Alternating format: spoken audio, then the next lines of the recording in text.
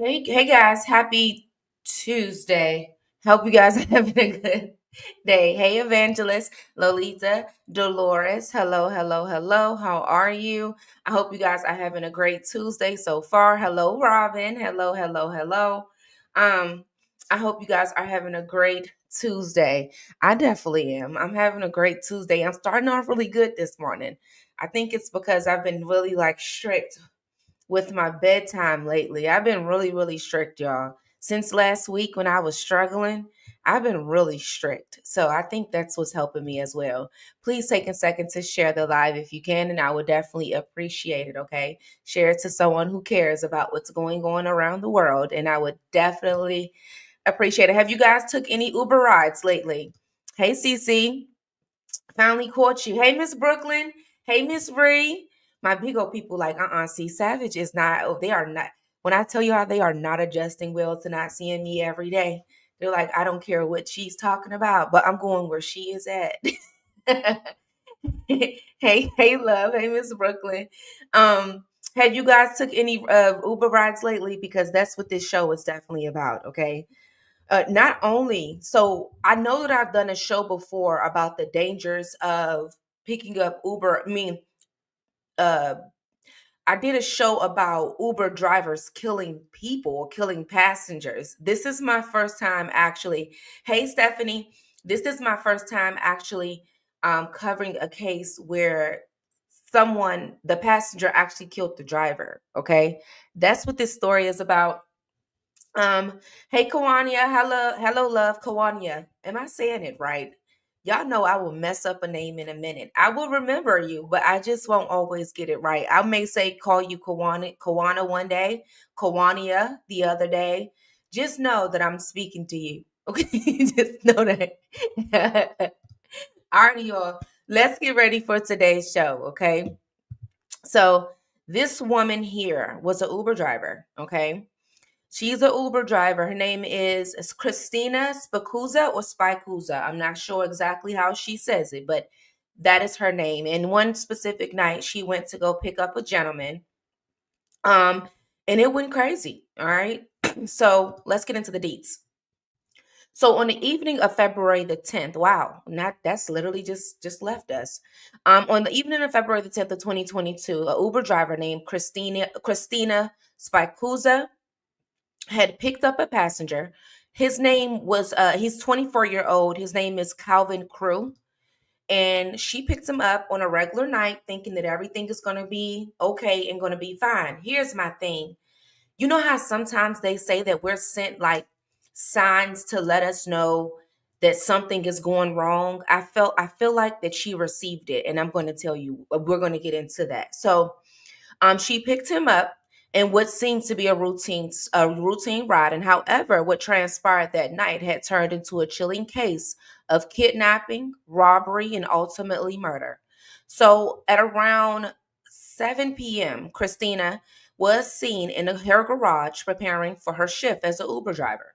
So her common law husband, his name is Brandon Marto, he was cleaning the vehicle's windows.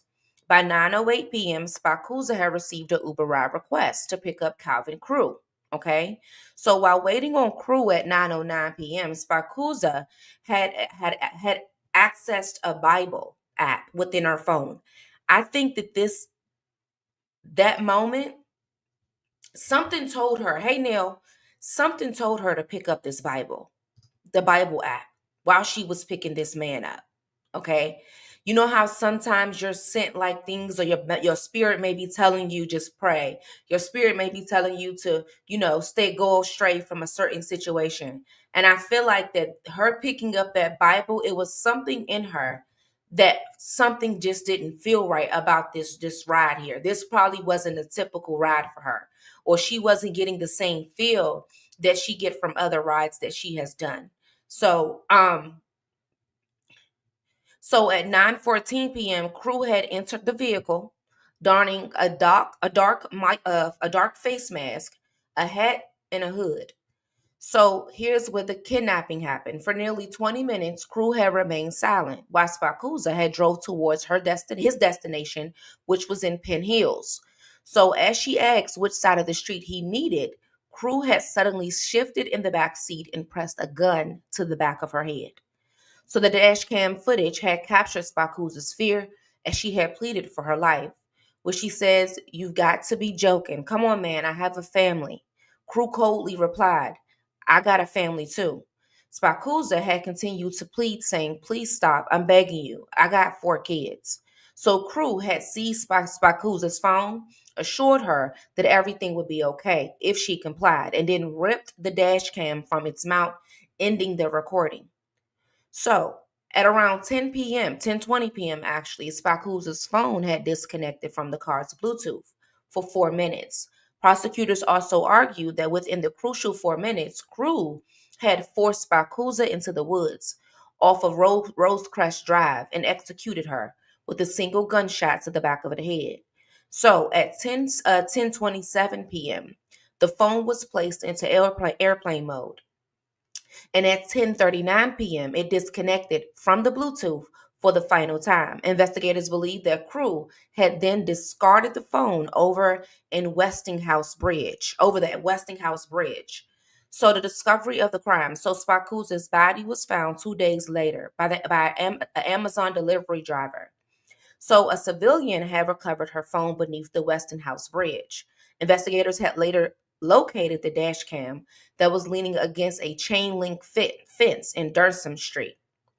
So during the investigation, Crew had initially claimed that he had exited the Uber in Penn Hills and took a bus home. However, surveillance footage and phone records had contradicted this statement.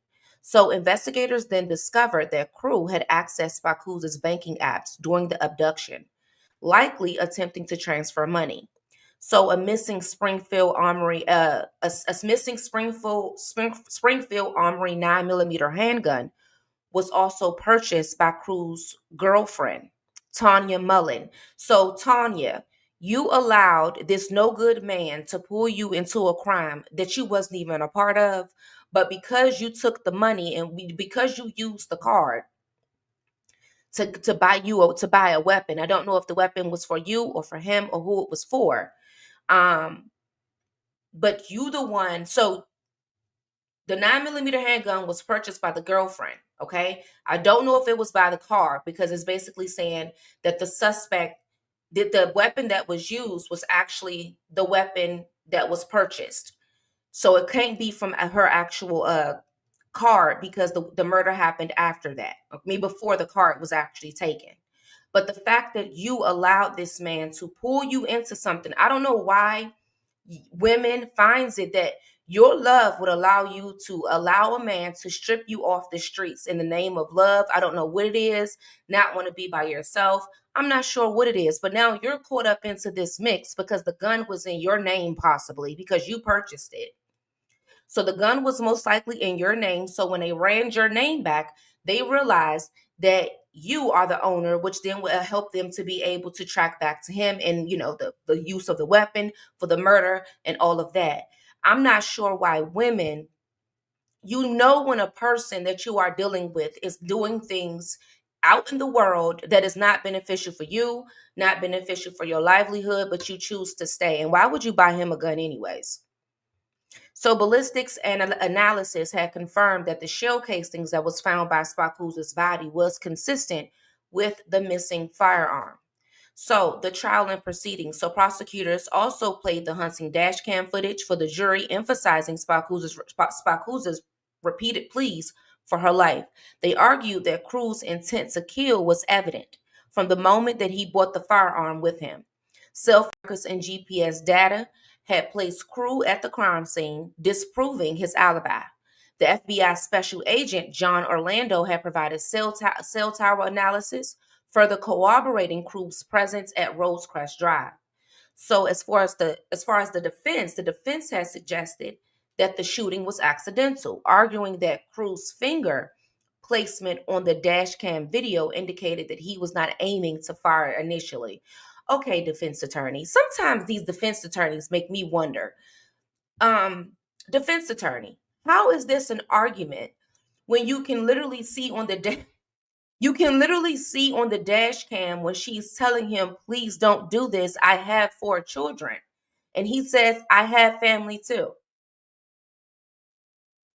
So I'm trying to, it feels like that sometimes defense attorneys be pulling a needle in a haystack, just trying to find a way to figure something out to see if it'll work. Clearly, that's not going to work because the dash cam footage proves otherwise. I know I get a ride. Yeah, a lot of people do get a ride. And this is why I tell people that are Uber drivers, if you are riding armed, I don't blame you. Because I wouldn't be able to do it. I wouldn't be comfortable with a stranger sitting behind me. I really wouldn't be able to I just wouldn't be able to do it. So when I see women out here and they doing it at late at night by themselves and they're alone, no. I do suggest that if you are female, especially females, men too, but especially females, if you are an Uber driver, whatever you do at night, Lyft driver, you should have something, whether it's mace or whether it's a weapon, to protect yourself. Because when you are with a person behind you, it's going to be really hard for you to control a situation when things go left. And I also recommend that when somebody get into the backseat of your car, that instead of them sitting right directly behind you, they sit over to the right side. You're on the left so that you will be able to see their movements out the side without, them actually seeing that you're watching them, but you're able to kind of see any swift movements or any things that they are doing back there. Like, honestly, because it's crazy when it comes to this type of stuff. And more people are doing Uber drivers and lifts in these times where things are hard. So yeah, you gotta have some type of protection. So um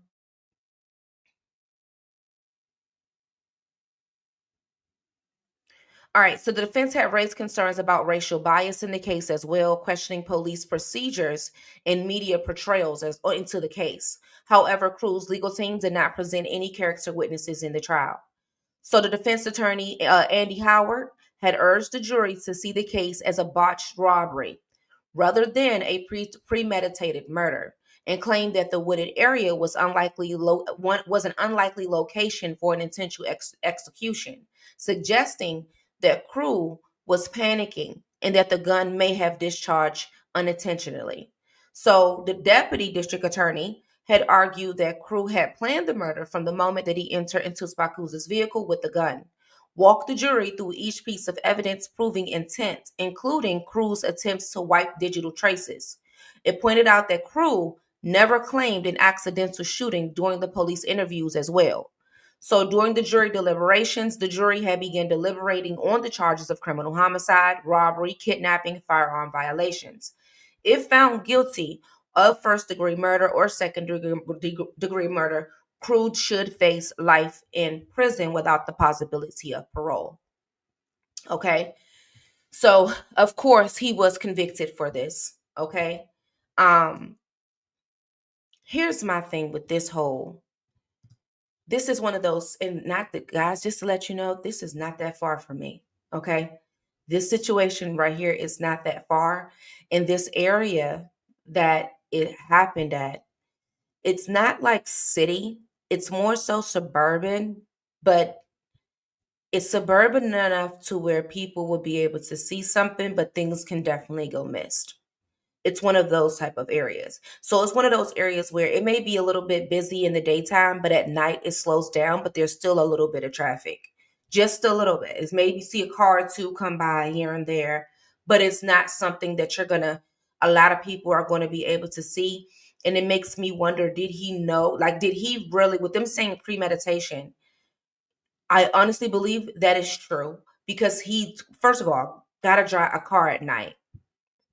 Okay. It was what, 9 o'clock at night when he decided to get this ride from this girl. Okay. And when it was time for him to get out of the vehicle, he instantly pulled the weapon out. Now, unless he concocted that plan before he entered the car, something tells me, right when he was getting dropped off, but something tells me that this plan was right in front of him soon as he ordered the Uber ride. He had a plan on how he was going to get him some money. He had a plan on what he was going to do and how he was going to go about it. I hope her family gets justice. They did. But my thing is this: be careful. Be careful. Having these Uber rides are not like they used to be anymore. Like at first, when it wasn't so many doing Uber, it was kind of different. Okay. It was way more different. But nowadays, you have Uber drivers that's committing crimes, and then you have passengers that's committing crimes. So it's not like that it's one of those things where you can say, okay, well, passengers be safe or, drivers be safe. It's because it's happening on both ends.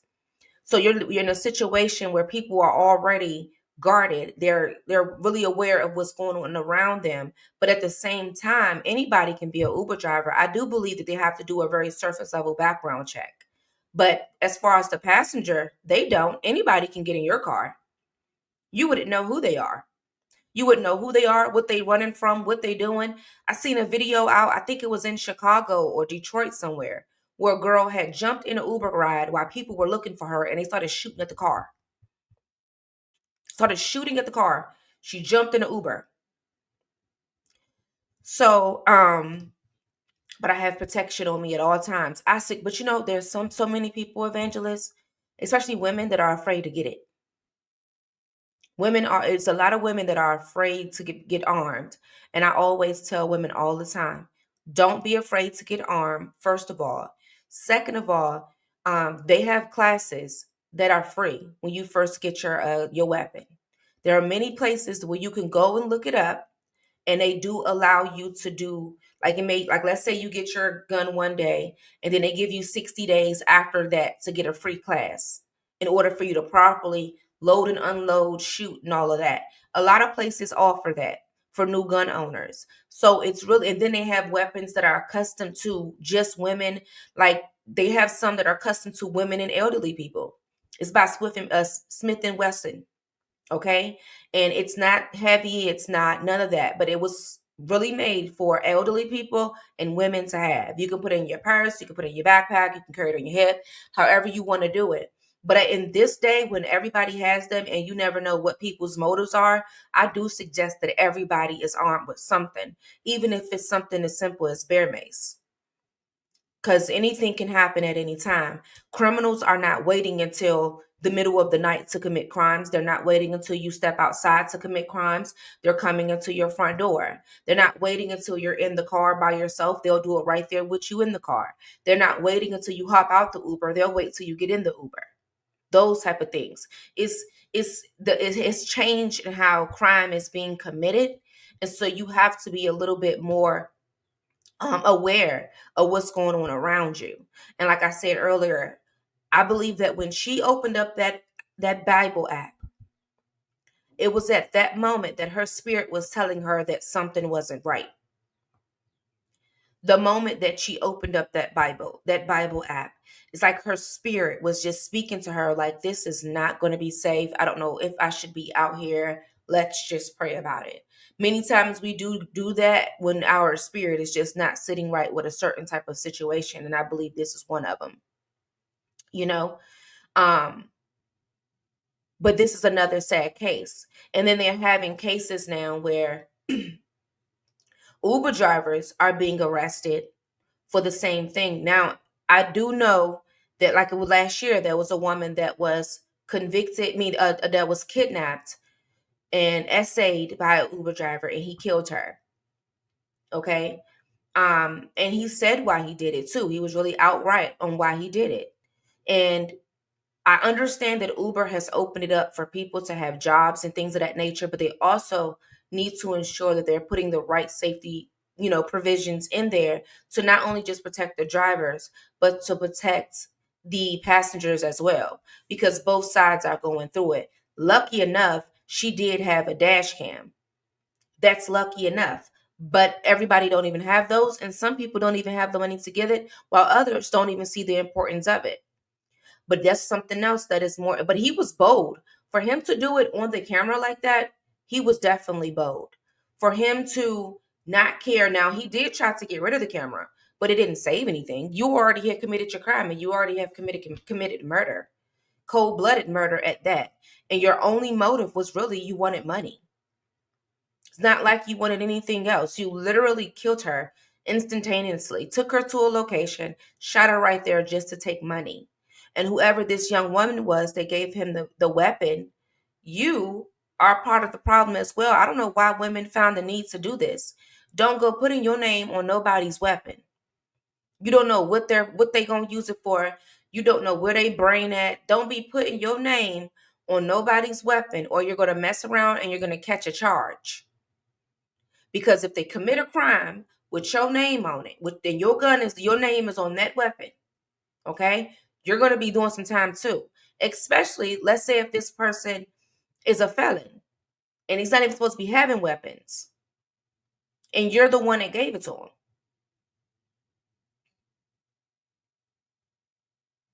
I think it was here when it was. It was definitely here in PA. It definitely was.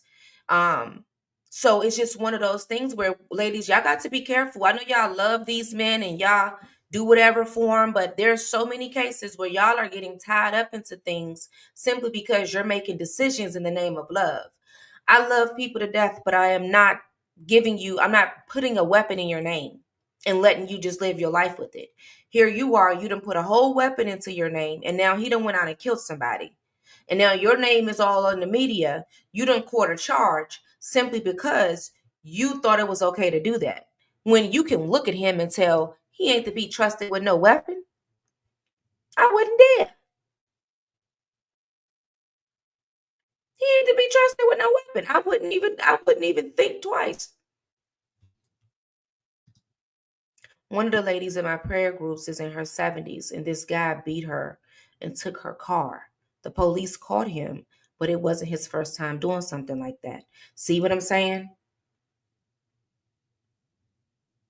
And here's the thing.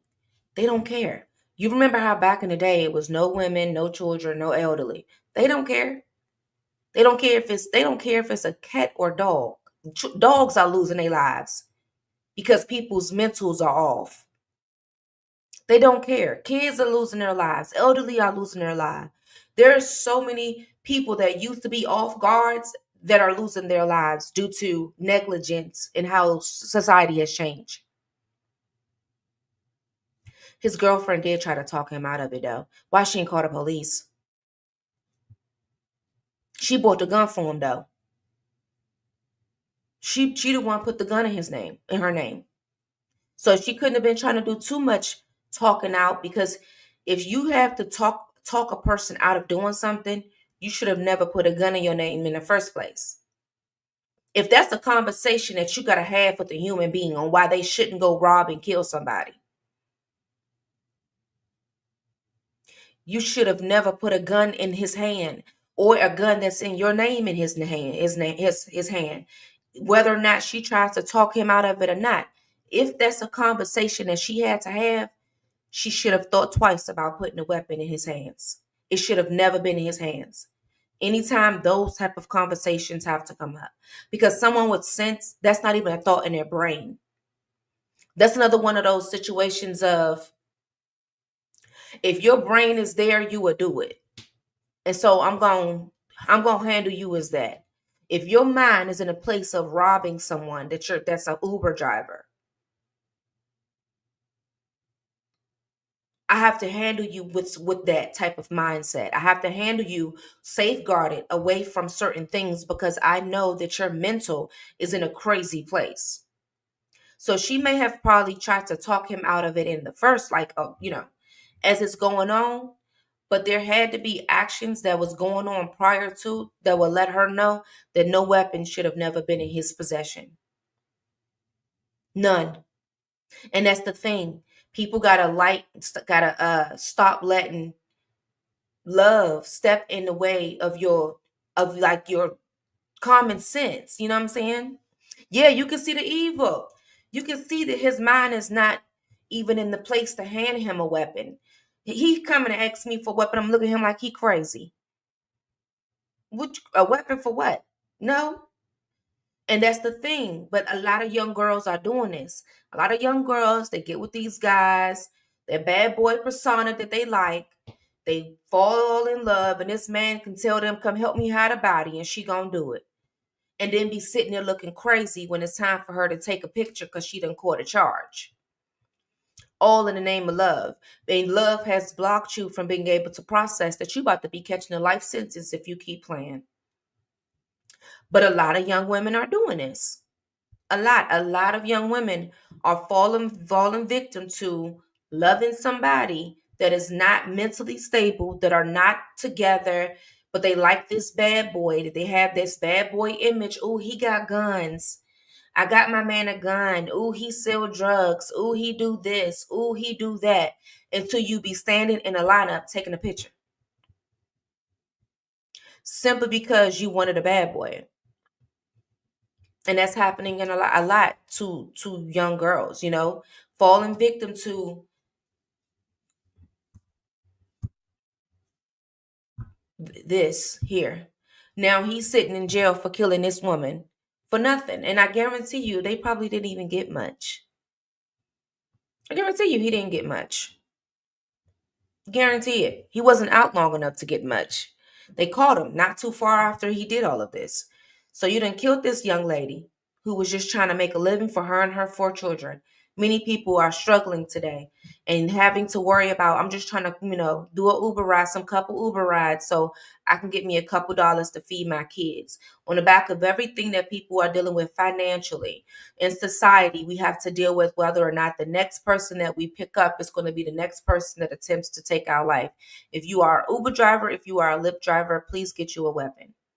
I don't care if it's bear mace. I don't care what it is. Bear mace, knife, change the way that you let people sit in your vehicle, whether it be off to the right or whatever it is, but you need to switch it up a little bit. Maybe even change your hours if that'll work for you. I know how some people do have day jobs and then they do Ubers at night. Hey, Mr. So-so, the alert haven't been coming through. Are you on? If you was on the app, you would not be saying that. Everybody that gets here on time are the ones that 9 times out of 10, Mr. So-so, is on the Spaces app. And it's because it sends them a personalized alert right to their phone. They don't miss nothing. They don't miss anything that I have going on. For those of you that do not know what that is, the Spaces app is an app that you can download in your app store. All you have to do is go to your app store and put in Savage Royalty Entertainment and then type the code 859TEA. Once you are there, you are officially a member and you do get exclusive notifications as well as special announcements goes to you. There's a group over there in any cases that I am covering for the news blog. It's full of entertainment over there, okay? So all you got to do is download Spaces by Wix, put in Savage Royalty Entertainment, and type in the code. Yeah, Mr. So that's how that works. So that's that case, guys. But yeah, so just don't own an app nor whatever. You don't own an app. You don't own an app. You don't have no apps. YouTube is an app. Is that what you're talking about, Mr. So? YouTube is an app. You don't own no apps. YouTube. Mr. So don't stop starting with me. He always starting with me, y'all. And I be just chilling. Mr. So always starting with me. Every day. Every day. He always starting with me, y'all. But yes, that was today's show, y'all. Tomorrow's show, we have it's actually one of the cases that we're going to be covering this week is still on trial. I don't know if you guys have gotten a chance to see it as of yet, but it is definitely already posted on the YouTube side of things. Okay, just go ahead and put in go to the YouTube channel and then you'll see it on the live tab. But it's the Evelyn Boswell's case. That case is currently on trial. We're going to be covering it tomorrow, okay? So make sure that you definitely click the notification bell so that you will have the opportunity to tune into the show. And we're just going to be keeping up with that. That case is kind of crazy too. Here's the link right here for those of you that are not subscribed to my YouTube channel. There is the link. For the people that's over there on the Facebook side, please make sure that you are following me. Some of you guys be watching on the Facebook side, but forget to follow. So make sure that you are definitely following. Hey, Donisha. Hello, love. Hello, hello, hello. Yes, make sure. So we're going to be definitely covering that case tomorrow. That case is kind of crazy. Yeah, that Boswell case is kind of bizarre. It's Yeah, it's really crazy. So we're gonna get into that one tomorrow. It's very early in the trial. Um, I don't think it's probably be closed out by the probably by the end of the week or something. But yeah, we're gonna get caught up on that one and then see how it falls out. Now, as for the Ashley Elkins case, I don't know if I let you guys know, but the update for that case is that the suspect in that case have officially been charged. As for the woman who buried her son, okay, the woman who buried her son and fled to Georgia out there, she was living in Detroit. She buried her 9-year-old son. So more details have come out about that case. So apparently, the reason why she caught that charge, remember we were wondering what made them investigate her? Here's what happened. So the child, that the 3-year-old, she had the child living in a car that was full of feces, which caused an investigation to be opened. That's what opened up the Georgia case, which then led them to the Detroit case. So that case is taking a spin too. Something tells me that the timeline on that case is going to be kind of bizarre. From the looks of it, of course, the 9-year-old has been dead for a few years now. But as for the 3-year-old, it looks like that 3-year-old has been through hell in its short life, in its very short life. So the Brandy Pierce case, we're definitely watching that one very closely. But that was the update for that. Um, I was moderating another channel and baking cinnamon buns. Oh, that sounds good. That sounds really, really good. Alrighty, guys. I'm about to get ready to go. I have a paper to write today. So I gotta leave a little bit early so I can get this paper done. I gotta get this paper done, guys. I'm doing a paper on something. I don't even know. I don't even understand what they want me to do. So I have to take a little bit of time because I'm still kind of lost on what I have to do. So I will see you guys tomorrow for the next topic. Just make sure that you're here. If you don't know or haven't done so already, please make sure that you do subscribe. I do go live at 10 a.m. Eastern Standard Time, Monday through Friday on YouTube. Bigo, you guys do have me tomorrow. So make sure that you are definitely tuning into tomorrow, okay? Thank you for watching True Crime with Savage Royalty.